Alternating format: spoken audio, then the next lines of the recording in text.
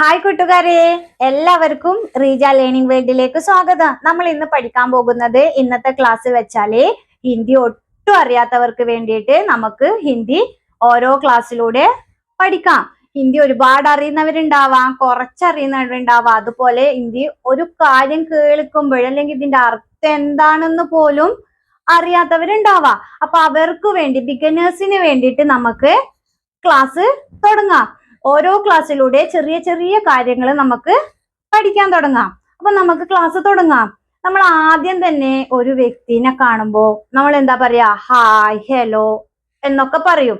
ഹിന്ദിയിൽ പറയും നമസ്തേ. എന്താ പറയാ? നമസ്തേ.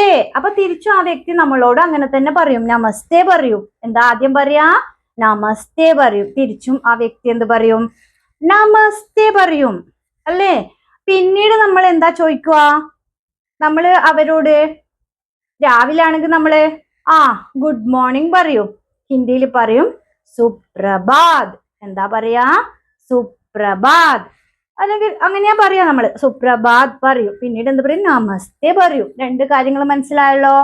പിന്നീട് നമ്മൾ എന്താ പേര് ചോദിക്കാൻ ശ്രമിക്കും. പേര് എന്നുള്ളതിന് ഹിന്ദിയിൽ പറയും നാം. എന്താ പറയാ? നാം, പേര്. എന്താണ് ചോദിക്കേണ്ടത്? നമുക്ക് പേര് എന്താണ് ചോദിക്കണം. ക്യാ ഹേ. എന്താ? ക്യാ ഹേ, എന്താണ്. നാം ക്യാ ഹേ, പേര് എന്താണ്. ഓക്കെ, നാം ക്യാ ഹേ, പേര് എന്താണ്. ഓക്കെ, അപ്പൊ തിരിച്ചയാൾ ഉത്തരം പറയും രാഹുൽ അല്ലെങ്കിൽ റീജ. ജസ്റ്റ് പേര് പറയും. ഓക്കെ, പക്ഷെ അങ്ങനെ പോരല്ലോ. സെന്റൻസ് നമുക്ക് ആ പേര് എങ്ങനെയാ നമ്മളിപ്പം ചോദിച്ച മലയാളത്തിൽ പറയാം, എന്റെ പേര് റീജ ആണ് അല്ലെങ്കിൽ എന്റെ പേര് രാഹുൽ ആണ്. നമുക്ക് അങ്ങനെ തന്നെ പറയാൻ പഠിക്കണ്ടേ ഹിന്ദിയിൽ പഠിക്കുമ്പോഴേ. അപ്പോഴും നമ്മൾ പറയും എന്റെ എന്നുള്ളതിന് അർത്ഥം മേരാ. മേരാ, എന്റെ. ഞാൻ നമ്മൾ പഠിച്ചു പേര്. അവിടെ നിങ്ങളുടെ പേര് ചേർത്തോളൂ നാം കഴിഞ്ഞതിന് ശേഷം. റീജ ഹേ. ക്ലിയർ അല്ലേ? മേരാ നാം റീജ ഹേ. മലയാളത്തിൽ എന്താ അർത്ഥം? എന്റെ പേര് റീജ ആണ്. നിങ്ങളുടെ പേര് പറഞ്ഞോളൂ. മേരാ നാം. ഇപ്പൊ രാഹുൽ ആണെങ്കിൽ രാഹുൽ ഹേ. മേരാ നാം രാഹുൽ ഹേ. റീ ആണെങ്കിൽ എന്താ പറയാ? മേരാ നാം റിയ ഹേ. ക്ലിയർ അല്ലേ? രണ്ട് കാര്യങ്ങൾ മനസ്സിലായല്ലോ. എങ്ങനെയാ പേര് ചോദിക്കാ? come on, tell me.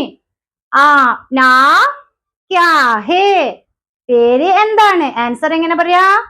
മേരാ നാം റീജ ഹേ. രാഹുൽ ആണെങ്കിൽ എന്ത് പറയാ? മേരാ നാം രാഹുൽ ഹേ. അതുപോലെ റീന ആണെങ്കിൽ എന്ത് പറയാം? മേരാ നാം റീന ഹേ. അല്ലെങ്കിൽ എന്ത് പറയാം?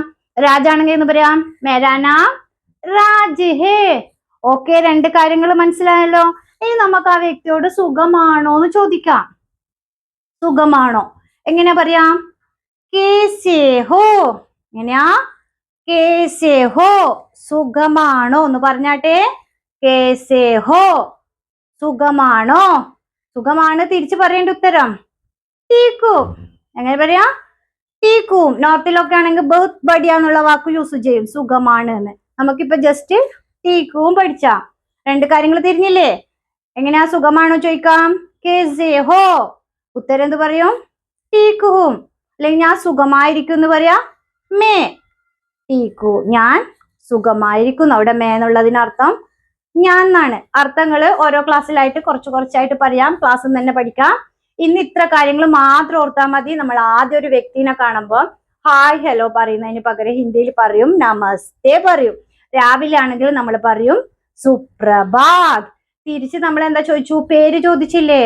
എങ്ങനെയാ? നാം ക്യാ ഹേ, പേര് എന്താണ്. ആൻസർ എങ്ങനെ പറയും? മേരാ നാം റീജ ഹേ. നിങ്ങളുടെ പേര് രാഹുൽ ആണെങ്കിൽ എങ്ങനെ പറയും? മേരാ നാം രാഹുൽ ഹേ. രാജ് ആണെങ്കിൽ എങ്ങനെ പറയും? മേരാ നാം രാജ് ഹേ. ഓക്കെ, അടുത്ത നമ്മൾ എന്ത് ചോദിച്ചു? സുഖമാണോ ചോദിച്ചു. എങ്ങനെ? കേസേ ഹോ, സുഖമാണോ. എങ്ങനെ പറഞ്ഞു? മേ ടീക്കു, സുഖമാണ്. ക്ലിയർ അല്ലേ? ഇന്നത്തെ ക്ലാസ് ഇത്രയേ പഠിക്കുന്നുള്ളൂ. ഇത് പ്രാക്ടീസ് ചെയ്യാ. വീണ്ടും അടുത്ത ക്ലാസ്സിൽ ബാക്കി കാര്യങ്ങൾ പഠിക്കാം. ഇഷ്ടമായ ലൈക്ക്, ഷെയർ ആൻഡ് സബ്സ്ക്രൈബ്.